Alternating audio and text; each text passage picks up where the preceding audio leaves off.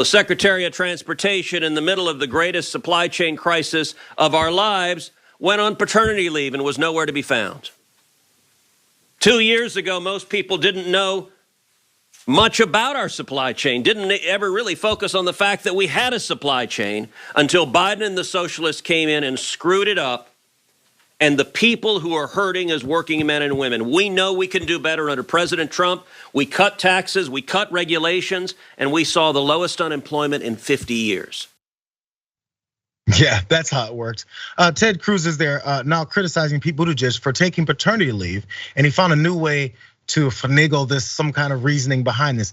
He's the reason for the supply chain issues. We've had 4 or 5 other excuses that Republican politicians want to push in order for them to be the ones to say that if something else is wrong, whatever fits the narrative for the moment. I wonder what the narrative was when this guy didn't show up to work. It wasn't for paternity leave. Remember this? Well, Texas is going through horrific storms, and millions of Texans have lost power and lost heat and have been hurt. And our family was among them. We had no heat and no power. And yesterday, my daughters asked if they could take a trip with some friends, and Heidi and I agreed, so I flew down with them last night, dropped them off here, and now I'm headed back to Texas and back to continuing to work to try to get the power on. What's happening in Texas is unacceptable, and a lot of Texans are hurting. Now he's going to get back to work and continue to work to get the power back on. I think it is very, very likely a law clerk.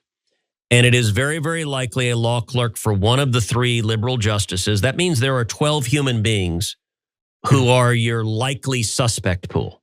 That's not a big likely suspect pool. It is likely to be someone who is a hard partisan and who was willing to burn the place down because he or she was so upset about what happens.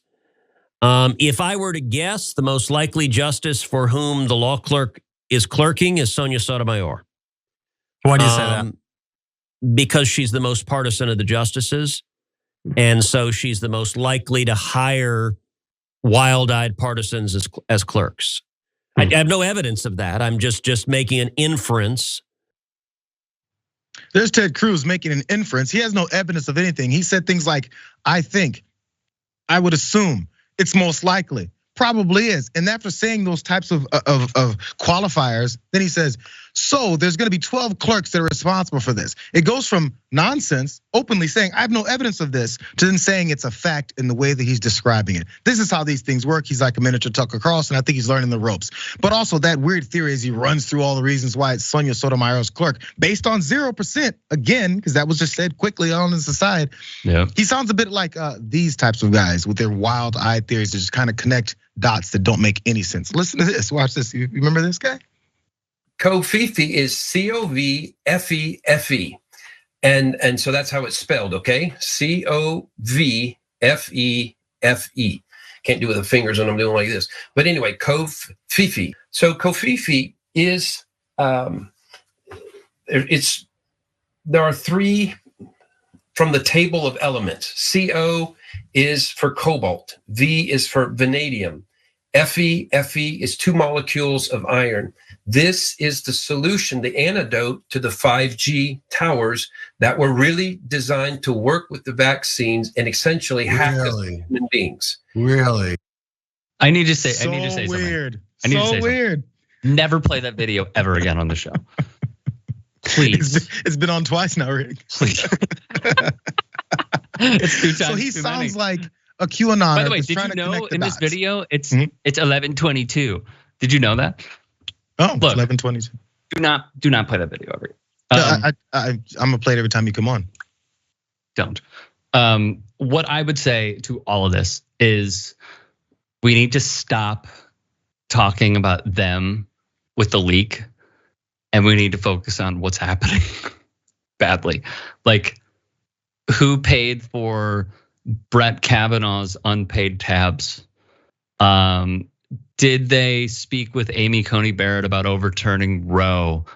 Why is she so unqualified? Why was she able to get on the bench so quickly after Ruth Bader Ginsburg died? Why are we not talking about Mark Meadows' text messages? Why are we not talking about January the 6th? Why are we not talking about Matt Gaetz and Venmo? Like, why aren't we talking about the leader of the Oath Keepers trying to text Donald Trump on January the 6th? There's so many other things that we could be talking about than giving even the slither of air to what future podcaster Rafael Cruz wants to talk about.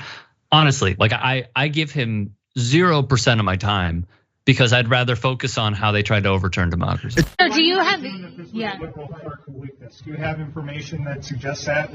Because I'm not a moron? Because I live on planet Earth? Well, because Senator, well, you can ask your question, but you don't ask get to you if you have interrupt me. evidence. Go ahead. Because this is obviously an attempt from someone who is unhappy about the direction the court is going to put political pressure on the justices to change their outcome. That is the only reason this gets leaked. And you know that. Come on, you're a reporter in Washington, D.C. Can I offer you a different scenario? Sure, let me hear your spin. That was the reflection of a previous draft. One of the justices changed their views, and that a conservative who supported the original decision wants to lock them back in. That's a completely reasonable scenario, isn't it? You know what? I find that ludicrous, but if it's the case, maybe you'll win a Pulitzer for that.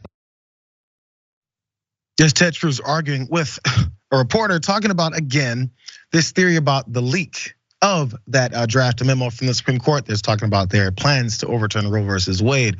Of course, it's still a lib law clerk, and his reasonings, his evidence, his basis for his entire argument is, it's obvious. I'm not stupid. I mean, it's pretty obvious. And then when the reporter pushes back with, which I don't even think he should even have had to float another suggestion, is, well, let's hear your spin. This is an attorney. I guess there's a reason why he doesn't practice is that, and he's gone to politics instead, is because he doesn't argue very well. That's the basis for his argument, that he's gonna vehemently tell people that's what happened because I'm not stupid, because look, it's obvious. Is that really the basis for an argument? Is that evidence? Doesn't matter. Let's go to some of the things that that he also said before. This isn't the first time he's gone through these types of hoops and hurdles to try to prove this point. So here's Texas Senator Ted Cruz on Sunday. This is before on a Fox interview, said that he did not think any of the Supreme Court justices leaked the draft opinion overturning Roe versus Wade, pointing a finger at law clerks for the liberal justices. I do not believe any justice did it.